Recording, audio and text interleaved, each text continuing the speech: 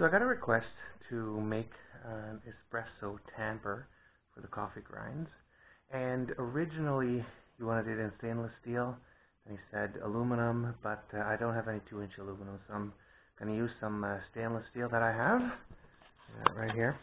I'm going to take this shaft, cut off 2 inches, and face each side, and then just turn down 1.5 inches on one side for the handle. He said he didn't really care about what it looked like as long as he can do it cheap. So I hope to be able to do this for within an hour and charge him $30 for it. Hope that'll work out.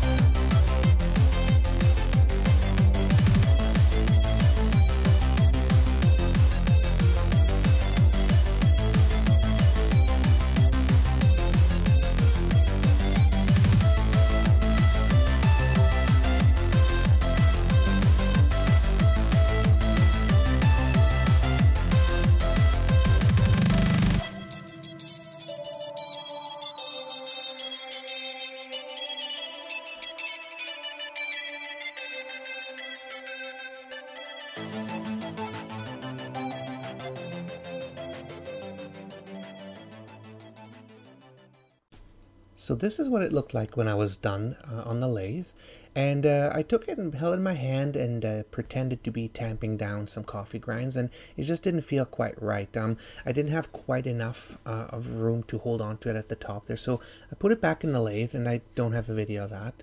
And after I put it back in the lathe, I cut down a little bit more of the tamper at the bottom, made it a bit thinner, and after that it felt a lot better.